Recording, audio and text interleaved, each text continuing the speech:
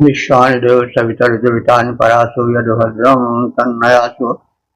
ॐ भद्रं कर्णैभिः शृणुयाम देवा भद्रं पश्येमाक्षिभिर्यत्राः स्थिरैरङ्गैस्तुष्टुवांसस्तनूभिर्यशेमहि देवहितं यदायुः। ॐ वेद प्रेमियों सुधी श्रोताओं संप्रथम सब ऋग्वेद के दशम मंडल के 80वें सूक्त की व्याख्या में प्रवेश करने जा रहे हैं। इस सूक्त में 7 मंत्र हैं।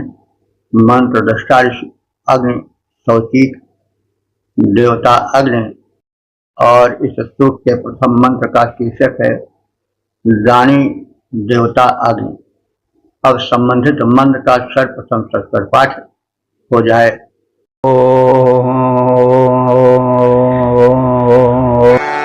अग्निः सत्यं वाजं भरं ददात्यग्निरवेरं श्रुत्यं कर्मनिष्ठाम् अग्निरोदसे विचरत्समञ्जन् अग्निर्नारें वेरकक्षिं पुरन्धिम्।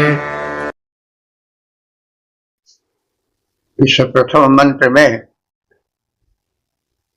अग्निदेव को परम दानी बताया गया है।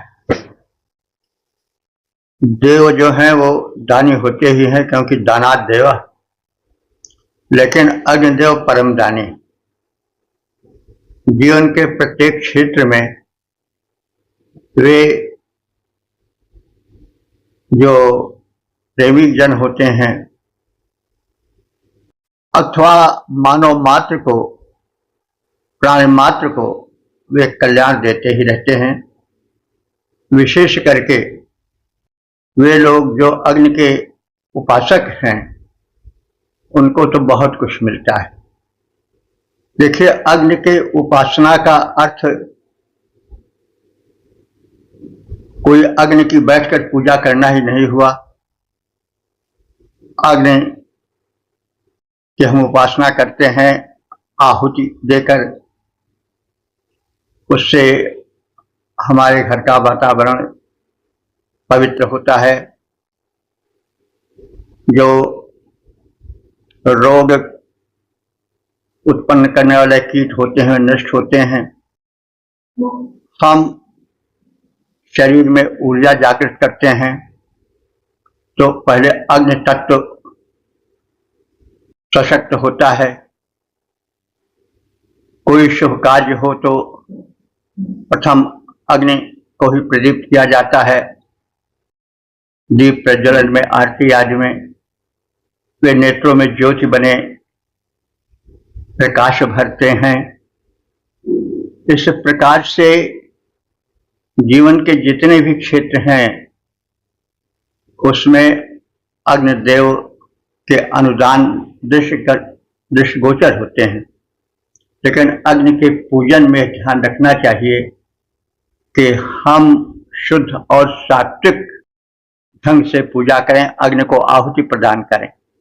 हमारी जठाग्नि है, अगर हम उसे शुद्ध आहुति नहीं देंगे, भोजन ही उसकी आहुति है, तो फिर अग्नि जो दोगे वही लौटाल देगी।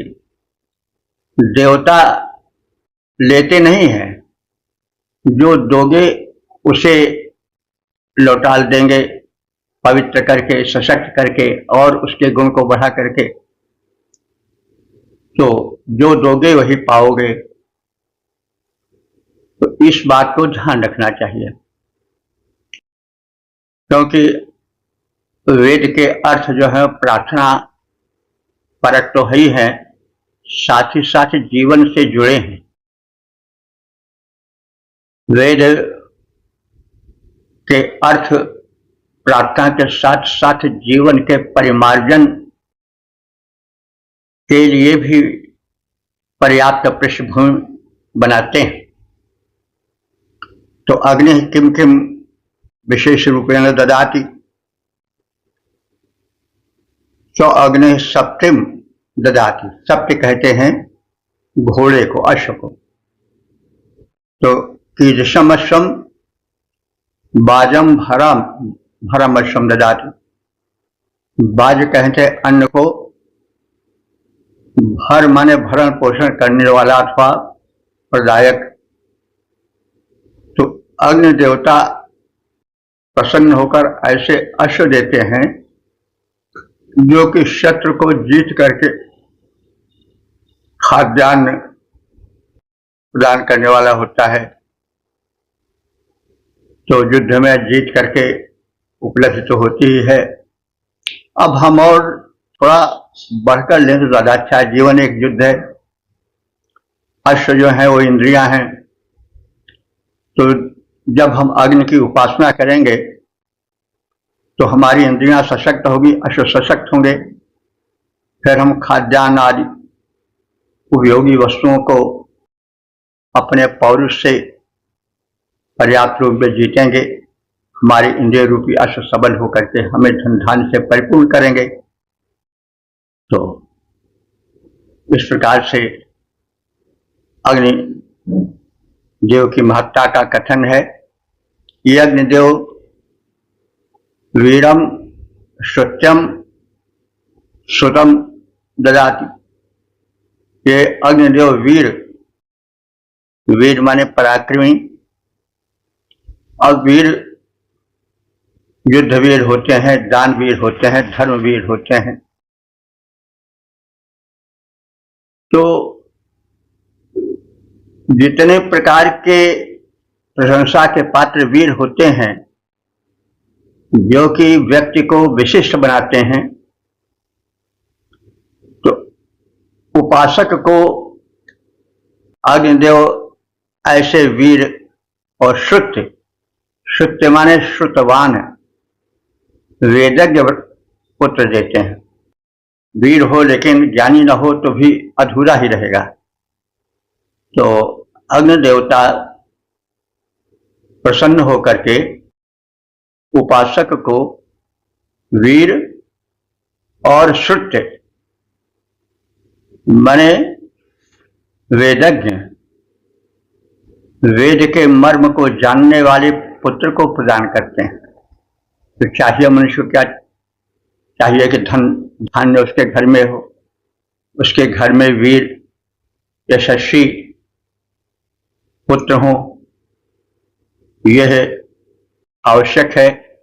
तो वेद देखिए जीवन को संपूर्ण सफल जीवन देखना चाहता है।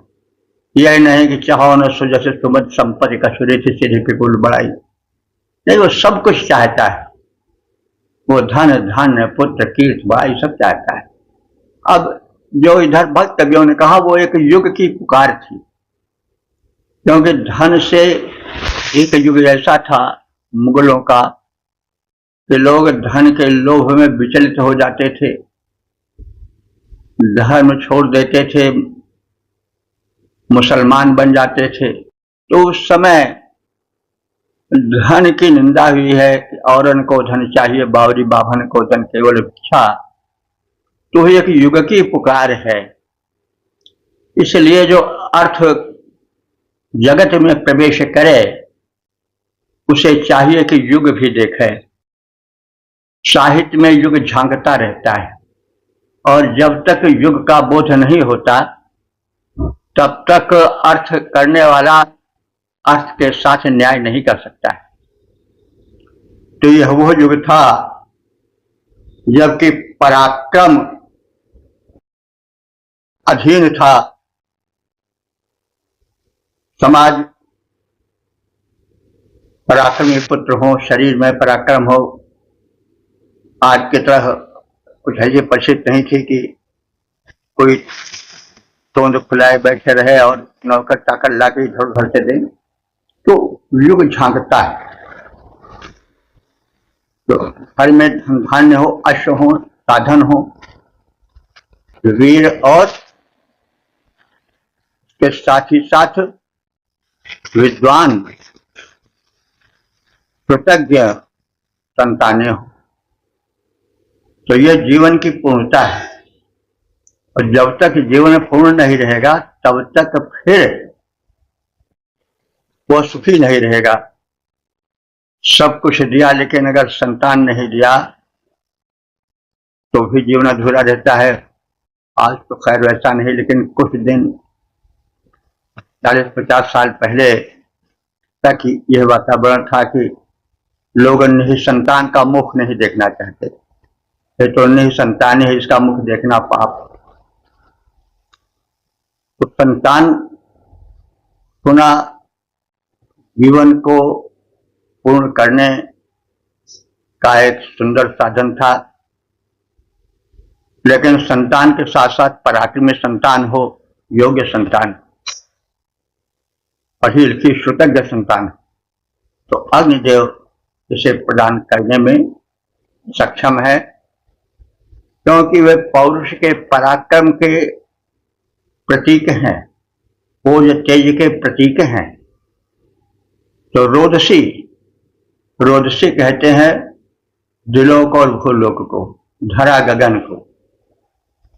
ये अग्निदेव समंजन विचरत प्रकाशित करते हुए विचरण करते हैं। यानी अग्नि जी का प्रकाश तो धरा और गगन को आलोकित करता है। सूर्यदेव अग्नि ही के तो बृहत्तम पिंड हैं, तो अग्नि व्यापक हैं, सशक्त हैं, प्रकाशक हैं। तो अग्निदेव ऐसे हैं कि वे धरा गगन को प्रकाशित करते हुए विचरण करते हैं।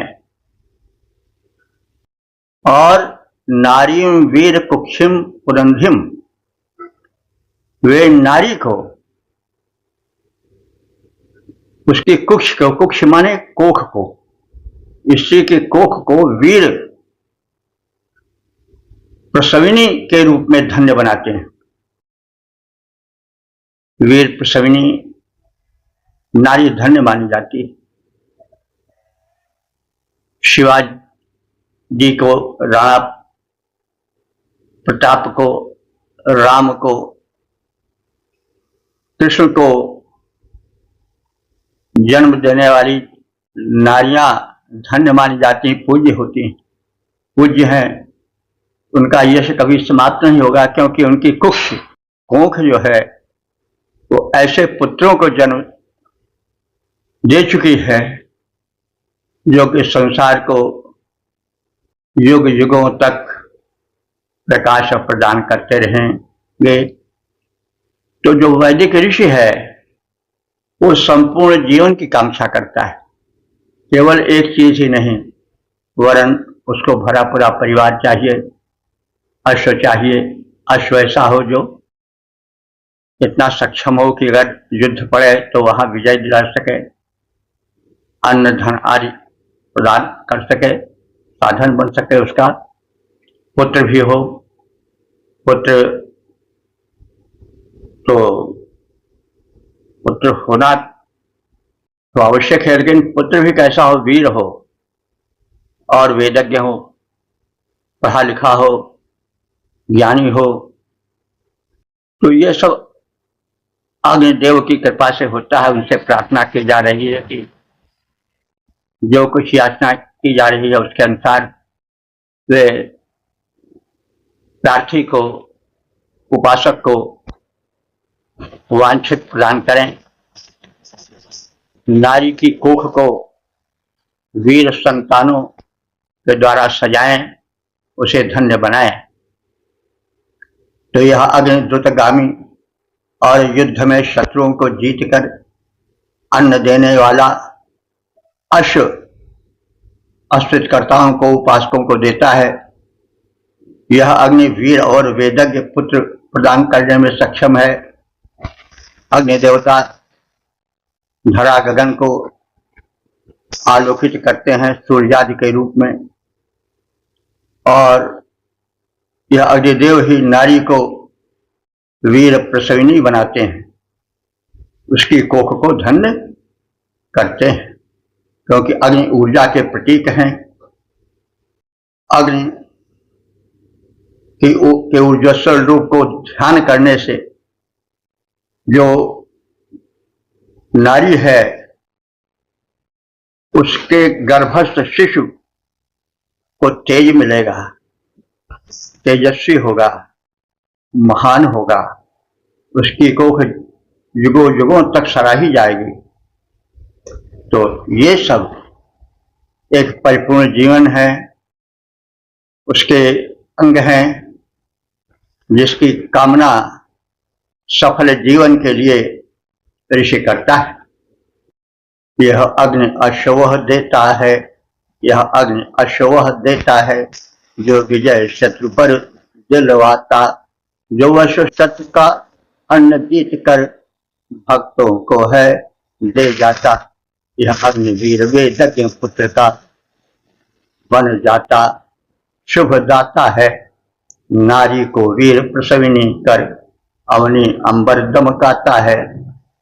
और 1082 देवता अग्नि शीर्षक अग्निदेव की महत्ता। अब संबंधित मंत्र का 10 पाठ हो जाए।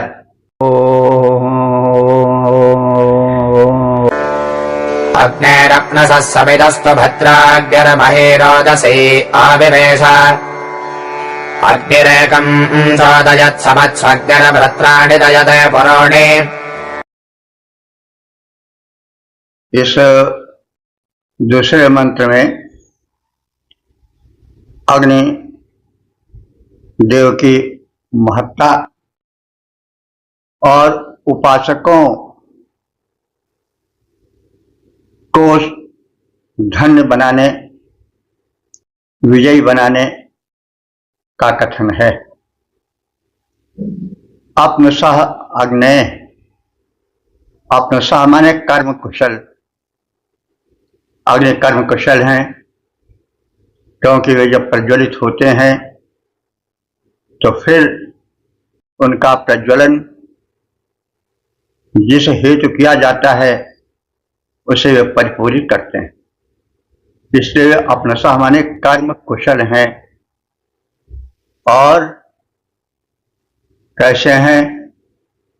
समित भद्रा अस्तु। समित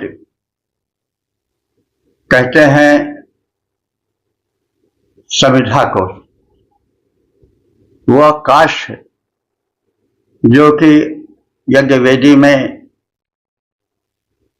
सजाया जाता है और अग्नि देवता उसके माध्यम से प्रज्वलित होते हैं। वो काष्ठ, पवित्र काष्ठ, आम्राज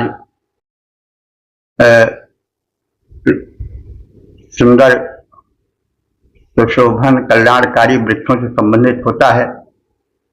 बबूल आदि के काष्ठों का वर्जन है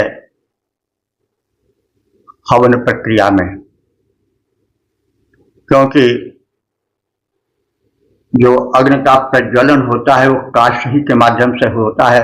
उस काष्ठ को समित कहते हैं। तो समित अथवा समिध यह है वह शुभ हो, उसका काष्ठ उपयोगी हो और उससे प्रज्वलित अग्नि से जो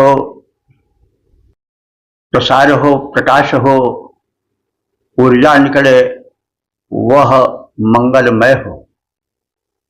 तो अग्नि का भोजन तो काष्ठ है, तो नियम सबके लिए एक सा लागू होता है।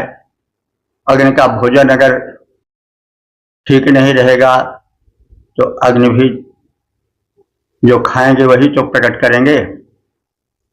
तो जब सुगंधित खाद्य अग्निदेव को मिलेगा तो वे सुगंध फैलाएंगे। अगर दुर्गंध युक्त उसमें कोई मतलब प्रसंगवश कहा जा रहा है कि कोई मांस आदि टुकड़ा डाल दे, भूने उसमें कोई चिड़िया उड़िया को, तो उससे एक दुर्गंध निकलेगी। कोई देवता तो वही देते हैं जो पाते हैं। तो इसलिए समित शब्द को यहां पर प्रयोग किया गया है कि जो अग्नि उपासक हैं वे ऐसे समिध को लावें, ऐसे काष्ठ को लावें जो उपयोगी हो और जिसके प्रज्वलन से जो ऊर्जा निकले वह उपयोगी हो, तो तभी वह समित भद्र माने कल्याण करने वाला हो सकता है। तो इसलिए कहा जा रहा है कि हे अग्निदेव, तुम्हें जो समिध प्रदान किया जाए वो भी कल्याणप्रद हो। और अग्निदेव व्याप्त हैं। कहाँ व्याप्त हैं? रोदसी में, अवनी और अंबर में, कहीं सूर्य बनकर, कहीं विद्युत बनकर, कहीं सामान्य भांति भांति के अग्नि के रूप में उनका प्रसार व्यापक है। तो वे जो इतने समर्थज्ञ हैं, सर्वव्यापी हैं, ऊर्जोत्पादक हैं, प्रकाशक हैं, वे समत्सु माने युद्धों में, समित युद्ध को कहते हैं। अब शब्द जो है वह अपने में युग को समेटे रहता है। इसी समझ से समिति भी बनती है। समिति माने जहां तमाम लोग इकट्ठे हो जाएं, कहते भाई ये समिति है, ये एक मीटिंग, उसी को अंग्रेजी मीटिंग कहते हैं, समिट कहते हैं। तो पहले जो युद्ध होता था ऋग्वेद काल में, वह आज से थोड़ा भिन्न था। आज तो क्या है, सेना में भर्ती कर दिए जाते हैं लोग, भिन्न भिन्न उसके विभाग होते हैं, यह विभाग है, यह विभाग है, यह विभाग है, यह पैदल का है, यह घुड़सवार का है, या आजकल तो मतलब हेलीकॉप्टर हैं, जल थल नभ इस रूप में वितरित है। और वो लोग अस्थायी रूप से रहते हैं। लेकिन वैदिक युग में ऐसा था कि जब युद्ध की नौबत आती थी तो लोगों को इकट्ठा किया जाता था। कोई पहले से भर्ती लोग नहीं रहते थे। ये ऋग्वैदिक युग के युद्ध का स्वरूप बताया जा रहा है कि कुछ घोषणा की जाती रही होगी कि भाई आओ लड़ना है, तो लोग समित माने मीटिंग यानी इकट्ठे हो जाते थे। इसीलिए युद्ध का नाम समित दिया गया है। यही बात संग्राम का है। उसमें ग्राम जब युद्ध होता था तो जो एक तरफ के एक पक्ष के गांव थे वो इकट्ठे हो जाते थे, दूसरे पक्ष के गांव इकट्ठे हो जाते थे और युद्ध हो जाता था। उसके बाद से लोग अपने अपने घर पर बैठ जाते थे। कोई ऐसी भर्ती नहीं होती जैसे आज है। तो इसीलिए शब्द सम्मत जो है वो लोगों के एकत्र होने का, यानी एकत्र होकर युद्ध के प्रयोजन से जुट जाने का कथन है। और समत माने होता है युद्ध। तो जैसे हमने बताया कि ये सम्मत शब्द क्यों बना, संग्राम क्यों बना, तो उस समय के सैनिक प्रारूप को प्रदर्शित करता है।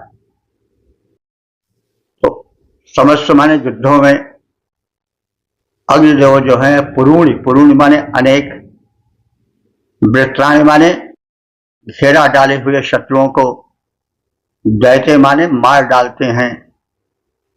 तो युद्धों में अग्निदेव शत्रुओं को मार डालते हैं।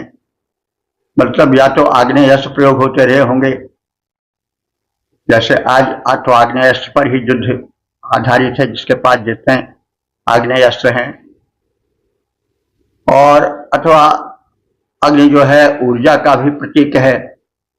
तो जब ऊर्जा रहती है शरीर में तो युद्ध में विजय स्वाभाविक हो जाती है। तो इस प्रकार से युद्धों में अग्निदेव प्रज्वलित होते हैं, यानी उन जो आग्नेय अस्त्र हैं वे, अथवा जो शरीर में ऊर्जा है वो भी तो एक अग्नि ही है।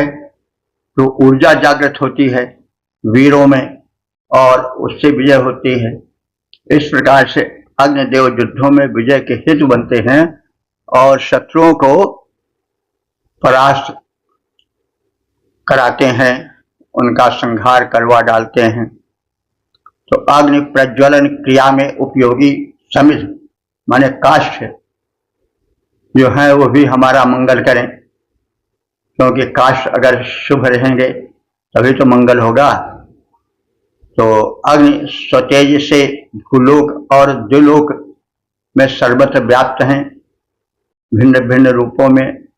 अग्नि आकाश में, द्युलोक में, सूर्य रूप में, अंतरिक्ष में वे जो हैं विद्युत रूप में, भूतल में भी अनेक रूपों में विद्यमान हैं। तो इसलिए अग्नि जो है सर्वज्ञ हैं। अग्नि युद्ध भूमि में अनेक शत्रुओं का संहार करने कराने में सक्षम है। अग्नि संग्राम में स्वभक्तों का संरक्षण करते हैं, उनके सहायक हो जाते हैं, उन्हें विजयी बनाते हैं। अग्नि प्रज्वलन में उपयोगी जो काष्ठ अग्नि प्रज्वलन में उपयोगी वो भी करे कल्याण हमारा। अंबर अवनि में व्यापित है अग्निदेव की तेज सुधारा। अग्नि सहायक संग्रामों में निज भक्तों का बन जाते हैं। अग्नि सहायक संग्रामों में निज भक्तों का बन आते हैं, करते हैं संहार शत्रुओं का, पावक त्राता हो जाते हैं। और 1083 देवता अग्नि शीर्षक अग्नि के अनुदान। अब संबंधित मंत्र का सर्वप्रथम सत्पर पाठ हो जाए।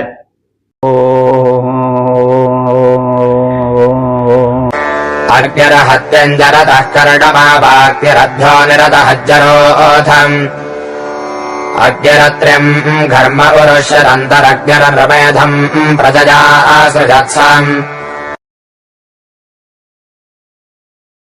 इस तीसरे मंत्र में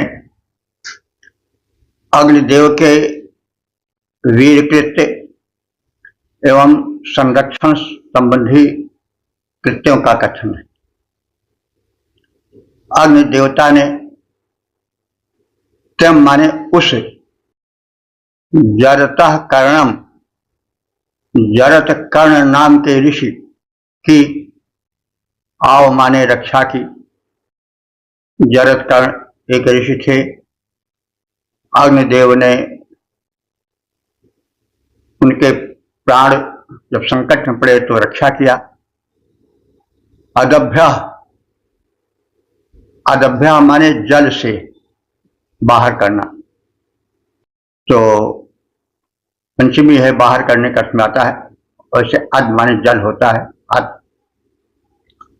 तो जरूथ नाम का एक असुर था, जरूथम एक असुर था जिसका नाम था जरूथ। उस लोक पीड़क असुर को अग्निदेव ने अदभ्या जल से बाहर निकालकर मारा। यानी वो छिप गया था पानी में, लेकिन वो लोक पीड़क था। अग्निदेव ने उसको पानी से निकालकर मार डाला, निर्दहन भस्म कर डाला। अत्रिम अत्र नामधारी ऋषि को घर में अंतः उरुप्यत, घर में माने तप्त, अग्नि के अंतः माने भीतर से, उरुप्यत माने उद्धार उनका किया। यानी अत्र ऋषि थे जिनको असुरों ने ऐसे अग्निकुंड में डाल दिया था जिसमें प्राण रक्षा संभव नहीं। लेकिन अग्नि देवता ने अत्र नाम के ऋषि को प्रतप्त कुंड से निकालकर उनके प्राणों की रक्षा की। निर्मेधम एक नमेध नाम के ऋषि थे, उनके संतान नहीं थी, तो प्रजया असृजत, उनको संतानवान बनाया। प्रजा संतान को कहते हैं। तो उनको प्रजया असृजत माने संतान से युक्त किया, संतान प्रदान किया। तो अग्निदेव ने प्रसिद्ध जरत्कर्ण नामक ऋषि की रक्षा की थी। अग्निदेव ने जल से बाहर निकाल करके जरुथ नामक असुर को भस्म कर डाला था। अग्नि ने प्रतप्त कुंड में गिराए गए अत्र ऋषि के प्राणों को बचाया था। अग्निदेव ने निमेध नामक ऋषि जिनके संतान नहीं थी उनको संतति प्रदान की थी। अग्निदेव ने जरत्कर्ण नामक ऋषि का था किया त्राण। अग्निदेव ने जरत्कर्ण नामक ऋषि का था किया त्राण कर जरूथ को जल से बाहर भस्म किया, हर लिए प्राण। तप्त कुंड में पतित अत्रि ऋषि का उद्धार किया था। अग्निदेव ने ही नृमेध ऋषि को संतान दिया था।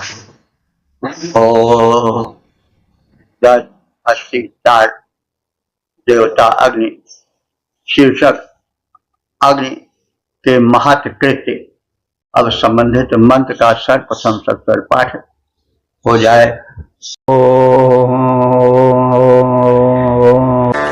अग्निर्दा द्रविणम् वेदपेशा अग्निर्षय्यः सहस्रासनोति अग्निर्दिवि हव्यमाददानाग्निर्धामानि बिभृता परत्रा।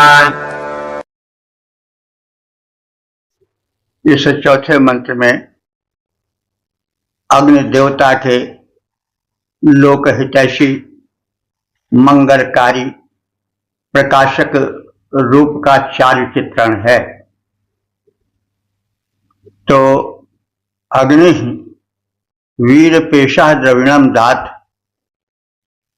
अग्निदेव जो है वीर पेशा माने ज्वाला रूप, द्रविणम माने धन को, दात माने ददात देते हैं। तो ज्वाला एक धन है। ज्वाला क्या है? अग्नि का प्रज्वलित रूप है। तो अग्नि का प्रज्वलन अपने आप में धन है।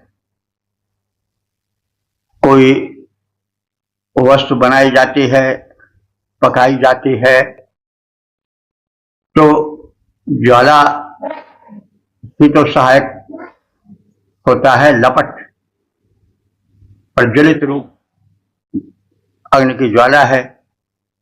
तो वह एक धन है, क्योंकि अगर ज्वाला न हो तो फिर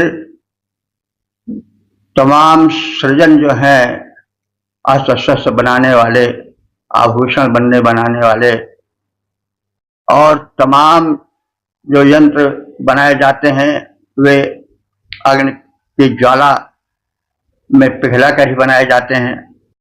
हमारे रसोई का भोजन भी ज्वाला से ही बनता है। हमारे पेट में जो जठराग्नि है वो जब ज्वलित रहती है, प्रदीप्त रहती है, तभी अन्न पच पाता है, तभी शरीर चल पाता है। तो इसलिए अग्नि जो है ज्वाला रूपी धन प्रदायक हैं। तो ज्वाला धन कैसे ही आप लोग जान चुके हैं। तो ये अग्नि देवता ऋषि जो मंत्र दृष्टा ऋषि हैं उनको हजारों गायें देते हैं। सहस्रा धेनुवा सनोति, हजारों गायें प्रदान करते हैं। हव्यम माने हविष्यान्न को, दिव्य ततान ये द्युलोक तक ले जाते हैं। ततान ले जाना, फैलाना, विस्तृत करना। तो जो प्रज्वलित वेदी में हविष्यान्न प्रस्तुत किया जाता है वही यज्ञों का भाग है। तो देव शक्तियों तक यज्ञ भाग को ले जाने वाले कौन हैं? अग्निदेव हैं। सीधे रूप में आप समझ सकते हैं कि जब ज्वाला प्रज्वलित होती है, आहुति डाली जाती है, तो उससे जितनी दिव्य शक्तियां हैं, जल, पवन अंतरिक्ष आदि से पवित्र होते हैं, उसी भोजन से वे सशक्त बनते हैं। तो उसका सीधा साधा वैज्ञानिक रूप यह है कि प्रक्षिप्त आहुति से दैवी शक्तियां पुष्ट होती हैं, शुद्ध जल, पौष्टिक जल बरसता है, वायुमंडल में नवीन ऊर्जा फैलती है, तो फिर उसमें सांस लेने वाले लोग स्वस्थ रहते हैं। आज अग्नि देवता को जो आहुति दी जा रही है वह पेट्रोल की आहुति दी जा रही है, केरोसिन ऑयल की आहुति दी जा रही है, सब हैं क्या? चर्बी हैं। प्राचीन काल में डायनासोर आदि जो भयंकर हाथी से कई गुना बड़े होते थे, वे जब मरे तो ये करोड़ों अरबों साल में धरती में दबते दबते उनकी चर्बी जो है पिघल करके तेल बन गई। केरोसिन ऑयल मिट्टी का तेल हो गया, वही पेट्रोल बन करके चारों ओर चल रहा है। अग्निदेव को वही आहुति दी जा रही है। तो फिर अग्निदेव दे क्या रहे हैं? तो जैसा कहा गया है कि देवता कुछ लेते नहीं है, जो दोगे उसी को लौटा देंगे। तो इस प्रकार से ये अग्नि देव जो है देवताओं को आहुति देते हैं, मनुष्यों के द्वारा प्रदत्त शुभ हव्यान्न प्रदान कर जो है उन दिव्य शक्तियों को पुष्ट करते हैं। पुरुत्वा माने अनेक, धामान विभृता, अनेक घरों में, अनेक लोकों में, विविध स्थानों में अग्नि स्थापित किए जाते हैं। यानी चाहे वैवाहिक शुभोत्सव हो, चाहे कोई शुभोत्सव हो, दीप प्रज्वलन का हो, चाहे मंगल का कार्य हो, तो अग्नि का पहले ही प्रज्वलन होता है, आहुतियां आदि दी जाती हैं। तो इस प्रकार से अग्नि भिन्न भिन्न स्थानों पर लोग कल्याण करने हेतु तो अपना रूप दिखाते हैं। अग्नि ज्वाला रूप धन प्रदान करने वाले हैं। अग्नि मंत्र दृष्टा ऋषियों को हजारों गोधन प्रदान करते हैं। यजमानों द्वारा प्रदत्त आहुतियों को अग्नि देवता स्वर्गलोक में दिव्य शक्तियों को ले जाकर प्रदान करते हैं। अग्नि के ज्वाला रूप शरीर विविध स्थानों में विविध रूपों में स्थापित देखे जाते हैं। कहीं आहुति हो रही, कहीं यज्ञ हो रहा है, कहीं वैवाहिक में प्रयोजन में अग्नि को साक्षी रूप में जलाया जा रहा है, आहुति दी जा रही है, कहीं दीप प्रज्वलन हो रहा है, कहीं घृत का दीपक जलाया जा रहा है, आदि आदि अनेक रूपों में अग्नि लोक कल्याण के लिए सदैव अपने को जलाते रहते हैं। तो यही विशेषता है। सूर्य भी तो अग्नि के रूप है। सूरज रे तू जलता रहे सहस्रों की रोशनी के लिए, सहस्रों के कल्याण के लिए। तो अग्नि है, सूर्य सब जलते हैं, अपने को लोक मंगल के लिए प्रतप्त करते रहते हैं। जलाना का मतलब हुआ कोई जलाना अच्छी चीज तो है नहीं। कोई जलेगा तो उसके जलने से जो जल रहा है उसकी एक ऊर्जा या उसको थोड़ा कुछ कष्ट तो होगा ही। तो ये मतलब परोपकार का प्रारूप दिखाया गया है। यज्ञ देव जलते हैं, अपने लिए नहीं जलते हैं, लोक के लिए जलते हैं। तो ये अग्निदेव सक्षम हैं, लोकोपकारी हैं, अस्तुपास्य हैं, धन्य हैं। अग्निदेव ज्वाला रूपी धन को करते प्रदान, ऋषियों को करते सहस्र धेन में सदा वे दान। वे यजमानों के हव्य स्वर्ग तक हैं ले जाते, ज्वाला शरीर लोकों में उनके देखे जाते। ओम 10:80:5 देवता अग्नि शीर्षक कल्याणार्थ आवाहन। और संबंधित मन का सर्वप्रथम तत्पर पाठ हो जाए।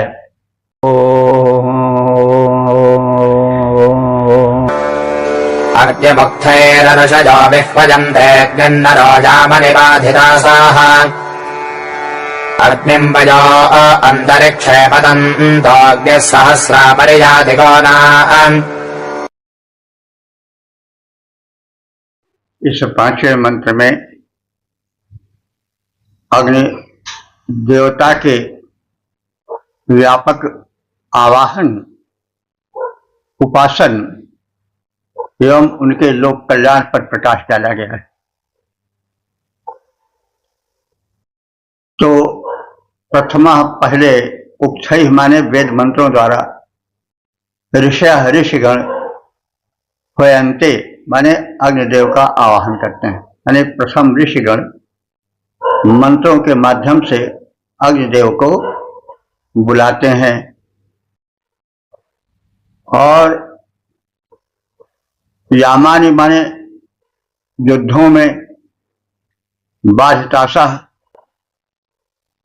शत्रुओं से बाधित होकर पीड़ित होकर वे सहायतार्थ बुलाए जाते हैं, योद्धा उन्हें आवाहित करते हैं, क्योंकि जब अग्नि का शरीर में ऊर्जा का प्रसार होगा तभी तो विजय होगी। देव के रूप में तो सहायता करते ही हैं, साथ ही साथ ऊर्जा जब उत्पन्न होती है तो अग्निदेव के कारण होती है।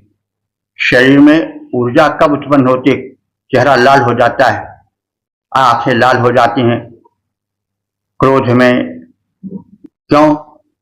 क्योंकि उस समय अग्निदेव ऑक्सीजन, सांसें तेज चलने लगती हैं, ऑक्सीजन जो है वो शरीर में ग्लूकोज को जलाता है, तो ग्लूकोज को जलने से ऊर्जा उत्पन्न होती है और अग्नि की लड़ाई आंखों में और मुखमंडल पर छा जाती है, शक्ति द्विगुणित हो जाती है और योद्धा सशक्त होकर शत्रुओं पर विजय प्राप्त करता है। तो इस रूप में अग्नि की उपयोगिता, उनकी उपासना, उनकी महत्ता का कथन किया गया है। ऋषिगण जो हैं शांत है, वो मंत्रों द्वारा अग्नि को बुलाते हैं, अपना कल्याण साधते हैं, कल्याण की भूमिका बनाते हैं। युद्धों में मनुष्य सेना नायक और सैनिक लोग शत्रुओं से पीड़ित होकर के विजयार्थ अग्नि का आवाहन करते हैं, यानी ऊर्जा जागृत होती है, अग्निदेव आते हैं, उनमें पुरुषार्थ भरते हैं और विजय की भूमिका बनाते हैं। और अग्निदेव सहस्रों गायों को भी प्रदान करने में सहायता करते हैं। गोधन उस युग का सबसे बड़ा धन था, जो आर्थिक संतुलन था, व्यवस्था थी, वो गोधन पर आश्रित थी। तो अग्निदेव गोधन दिलाते थे। तात्पर्य हुआ कि उद्यम द्वारा, पुरुषार्थ द्वारा गायें मिलती थीं और पुरुषार्थ शरीर में ऊर्जा उत्पन्न करने के साधन अग्नि देवता हैं। जैसे हम अभी कह आए हैं कि ऊर्जा ही से पुरुषार्थ होता है, शत्रु विजय होती है, कार्यों में सफलता मिलती है और ऊर्जा के स्रोत हैं अग्निदेव। तो इस प्रकार से वे हमें धन, धान, शत्रु विजय आदि सभी में सहायक बनकर आते हैं। ऐसे अग्निदेव को नमन है। ऋषिगण प्रथम बुलाते पावक को मंत्रों के द्वारा, समर क्षेत्र में रिपुघातित जन अग्नि को करें पुकारा। नभ में उड़ते खग पावक को निश में देखा करते, गाय सहस्रों प्राप्त कराते, वैभव से घर भरते। अग्नि देवता गाय सहस्रों प्राप्त कराते, वैभव से घर भरते। ओम 10:86 देवता अग्नि शीर्षक अस्तुत्य अग्निदेव। अब संबंधित मंत्र का सर्वसत्वर पाठ हो जाए।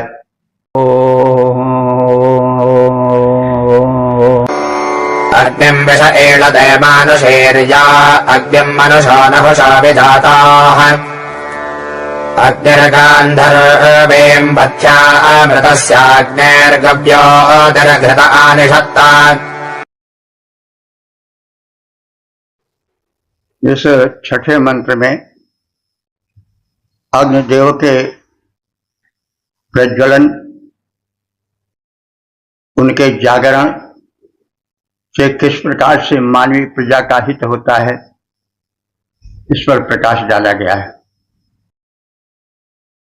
मानुषी विषा, मानवीय प्रजाएं विष है न, तो ये तालवीय सा है, तो विष का अर्थ होता है प्रजा, और प्रवेश के अर्थ में ही विष आता है, लेकिन जब मूर्धन्य सा होता है जहर हो जाता है। इसलिए व्याकरण पर ध्यान देना चाहिए। तो विष माने प्रजा होता है, लेकिन यह तालवी सा विष विष, और वो विष नहीं है जो होता है जहर के अर्थ में। तो मानुषी विषा माने मानवीय प्रजाएं अपने हित के लिए अग्निम ईदते, अग्नि की स्तुति करती हैं। भाई अग्नि की स्तुति नहीं होगी, अग्नि को का सेवन नहीं होगा, तो फिर कोई कार्य कैसे होगा। कहने की आवश्यकता नहीं है कि जब हम अग्नि का सेवन करते हैं, अर्थात अग्नि तत्व को बढ़ाने की चेष्टा करते हैं, अथवा अग्नि के द्वारा अपने तमाम लौकिक कार्य साधते हैं, तो वही साधना जो है स्तुति है। और हमारे यहाँ यह प्रथा है कि जिससे आपका कार्य हो रहा है, जो सहायक है, उससे आप नम्र बनो, उसको जड़ मानकर उपेक्षा मत करो। क्योंकि कणकण में सोई साई रमता, कटुक वचन मत बोल रे, तो सर्वत्र तो वही है। तो अग्नि देवता सर्वत्र हमारे संरक्षक बनकर आते हैं। उनकी स्तुति जो मानवीय प्रजा है, जो समझदार लोग हैं, वे करते हैं, ईडते स्तुति करते हैं। नहुषः जाता, राजा नहुष की संतानें। राजा नहुष ययाति के पिता थे। ययाति से क्षत्रिय वंश चला है, और उनके भी पिता थे नहुष। तो नहुष जाता माने राजा नहुष की प्रजाएं, संतानें, वे भी अग्नि की उपासना करती आई हैं। अग्नि ऋतस्य पच्छाम गांधारवीम, अग्नि यज्ञ मार्ग के लिए अत्यंत हितकर वचन सुनाते हैं। पच्छाम माने हितकर, गांधारवीम माने मीठे वचन। तो अग्नि जो है वे हितकर वचन सुनाते हैं। मतलब हुआ कि वचन सुनाने मतलब अग्नि तो ऐसे बोलते नहीं, अब उनका प्रकाश भरना वही उनका वचन है। आपने अग्नि को प्रज्वलित किया तो उन्होंने प्रकाश फैला दिया, आवश्यक ताप दिया, तो वही उनका वचन है कि लो तुमने हमें पुकारा, तुमने यत्न किया तो हम आगे प्रकट हो गए। तो यही उनका वचन है। तो इस प्रकार से अग्नि जो है वो गव्यूति माने मार्गों पर दूर तक चलने के लिए शक्ति देते हैं। और घृतेन शक्ता, वे घृत माने ऊर्जा प्रदान करने वाले तत्व पर विशेष आश्रित रहते हैं। यानी जब घृत मिलेगा तो अग्नि का प्रज्वलन होगा। वैसे शरीर में जब घृत जाएगा, चर्बी रहेगी, तो उससे ऊर्जा उत्पन्न होगी। तो कहने का मतलब घृत चर्बी ही तो है, और चर्बी के जलने से एक ऊर्जा होती है। तो वो ये जो अग्निदेव हैं वे घृत पर आश्रित हैं, अर्थात ऊर्जाप्रद पदार्थों को पाकर ये अपना विशिष्ट प्रज्वलन शक्तिप्रद रूप दिखाते हैं। मानवीय प्रजा अग्नि की स्तुति करती है। राजा नहुष के प्रजागण, उनकी संतानें अग्नि की अनेक प्रकार से स्तुति करते आए। तो स्तुति करने का मतलब हुआ उनकी सेवा करना, सम्मान देना, उनमें पूज्यता का दर्शन करना आदि सब स्तुति हैं। अग्नि यज्ञ मार्ग के निमित्त हितकर वेदों की वाणी को सुनते हैं, यानी जो स्तुति करता है वे अग्नि की प्रशंसा वेद वाणी द्वारा करते हैं। अग्नि उसको सुनकर प्रसन्न होते हैं। अग्नि का मार्ग घृताशित है, अर्थात घृत के द्वारा अग्नि तत्व का विशेष संवर्धन होता है। मानवीय प्रजाएं अग्निदेव की स्तुति करती आई, नृपति नहुष की प्रजा सदा करती स्तुति सुखदाई। अग्नि यज्ञ में हितकर वेदों की वाणी सुनते हैं, पंथ अग्नि का घृत के आश्रित है, उससे वे आगे बढ़ते हैं। और 10:87 देवता अग्नि शीर्षक वैभव प्राप्ति हेतु प्रार्थना। अब संबंधित मंत्र का सर्वप्रथम सप्तर पाठ हो जाए।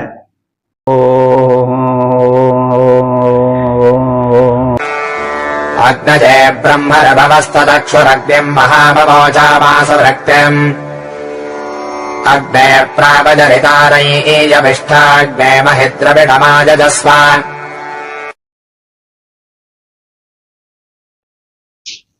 इस 7वें मंत्र में जिस सूक्त के समापन का मंत्र है, इसमें अग्नि देव के प्रति भक्ति का प्रदर्शन है एवं उनसे उत्तम धन धान्य और वैभव प्राप्ति की कामना की गई है। रिभुआ मैंने विद्वत वृंद अथवा रिभु एक शिल्पी थे, और ये मतलब कई थे। तो ये लोग बड़े कुशल थे, कारीगर थे, पहले मनुष्य थे, लेकिन बाद में अपने शिल्पगत कुशलता के कारण देवों के प्रिय हो गए और देवमंडल में सम्मिलित हो गए, सोमपान के अधिकारी बन गए। तो रिभु शिल्पी को भी कहते हैं। रिभु एक वृंद जो कि शिल्पकला में निपुण था और जिसने देव शक्तियों को प्रभावित किया था, अथवा जो वेद मंत्र आदि को अच्छी तरह से प्रस्तुत करने में सक्षम हैं, वे सब रिभु हैं। तो उन रिभुओं ने जो देवों के प्रिय थे और देवों को प्रसन्न करने में सक्षम थे, अथवा वे विद्वद्गण जो वेद मंत्रों को संगीत के आरोह अवरोह और नियमों से उसे संबद्ध करके और गान रूप में प्रस्तुत करके दिव्य शक्तियों को मोहित कर लेते हैं, ऐसे रिभुगण, ऐसे विद्वद्गण। अग्नय माने अग्निदेव के लिए ब्रह्म ततक्षु, ब्रह्म माने स्तोत्र वेद मंत्र, ततक्षु माने गढ़ करके, यानी उसको विधिवत स्वर और लय के माध्यम से, संगीत के माध्यम से प्रस्तुत करते हैं। महाम अग्निम सुवृत्तिम अवोचम, और इस प्रकार से वे महान अग्नि की स्तुति करते हैं। यानी ऐसे नहीं अंटम संटम जो पाया कह डाला, संगीत के स्वर लय में बांध करके वेद मंत्रों को साम बना करके, ऋक ही साम है, ऋचाएं ही साम बन जाती हैं, गान का रूप धारण कर लेती हैं। तो विद्वद्गण ऋचाओं को साम बना देते हैं और उसको संगीत की स्वर लहरी पर चढ़ा करके अग्निदेव को प्रसन्न करते हैं, उनकी स्तुति करते हैं। और इस स्थिति में अग्नि प्रसन्न होते हैं और उनसे प्रार्थना की जा रही है कि अविष्ट अग्नि, हे तरुण अग्निदेवता, यज्ञ वेदी में प्रदीप्त अग्निदेवता, महि द्रविणम, महि माने व्यापक, द्रविणम माने धन को, यजस्व माने प्रदान करो, हम उपासकों को व्यापक रूप से श्रेष्ठ धन प्रदान करो। रिभुओं विद्वानों अथवा ऋभु की कोटि में आने वाले उन शिल्पियों को जो वेद मंत्रों को गढ़ करके प्रस्तुत करने में सक्षम हैं, स्वर लहरी और गायन कला में परम कुशल हैं, उन सबने अग्निदेव के निमित्त स्तोत्रों की रचना की है। हम महान अग्निदेव की प्रार्थना करते हैं, हे तरुण अग्निदेव, हे यज्ञवेदी में प्रज्वलनशील अग्निदेवता, हमें तुम महान धन वैभव प्रदान करो और हमारे जीवन को धन्य बनाओ। तो धन वैभव तरह तरह के हैं, हेल्थ इज वेल्थ, विद्या धनम सर्वधन प्रधानम, आचार तो सबसे बड़ा धन है। तो इस प्रकार से जो धन का देव धन है और अग्नि देवता की कृपा से ये सब मिले, तो हम उनके महिमा का गुणगान करते हैं, उनके निकट आते हैं, वे हमें धन धान्य प्रदान करें। विद्वानों ने अग्नि देवता हेतु मधुर स्तोत्र रचाया, विद्वानों ने अग्नि देवता हेतु मधुर स्तोत्र रचाया, अग्नि देवता की स्तुति में हम सबने निज चित्त लगाया। अग्नि देवता का करते हैं हम सब मिलकर यशोगान, वे हमें प्रदान करें कृपया अपने उत्तम वैभव महान। इस प्रकार से हमने ऋग्वेद के दशम मंडल के 80वें सूक्त के 7 मंत्रों की संक्षिप्त व्याख्या से परिचय प्राप्त किया। अब तक जो मंत्र व्याख्यायित हो चुके हैं उनकी संख्या हो चुकी है 9638। ये भगवत कृपा है, अनुकंपा है वेद भगवान की। वे हम सब में कुछ ऐसी शक्ति दिए, कुछ ऐसा वातावरण दिए कि हम सब इस शुभ अवसर में अपने वाणी को पवित्र करने का पुण्य प्राप्त किया। तो वेद तो साक्षात ईश्वर वाणी है, इनकी महत्ता संसार जान चुका है, पुनरुक्ति की आवश्यकता नहीं है। अग्निदेव के विषय में कहा गया है कि वे ही ऊर्जा के स्रोत हैं, वे ही चारों ओर हैं, सूर्य बनकर आकाश में, बिजली बनकर के अंतरिक्ष में, गार्हपत्यज बनकर के भिन्न भिन्न रूपों में हमारे भूलोक में वे शुभ कार्यों में संलग्न करते कराते हैं। ऊर्जा बनकर वे अपना रूप दिखाते हैं, युद्ध में विजय कराते हैं, हमें श्रमशील बनाते हैं। तो अग्नि के अनंत उपकार हैं, हमारे नेत्रों में ज्योति बनकर लहराते हैं। तो समस्त ऊर्जा अग्नि आश्रित है और ऐसे अग्नि की हम प्रार्थना करें, अग्नि देवता को हम अच्छी आहुति प्रदान करें, क्योंकि देवता जो दोगे उसी को लौटा देंगे। अगर आप उनको शुद्ध वस्तु दोगे तो शुद्ध वस्तु को अनेक गुना प्रभावशाली बनाकर दे देंगे। अगर आप अशुभ उनको अर्पित करोगे तो उस अशुभ को आप ही को लौटा देंगे।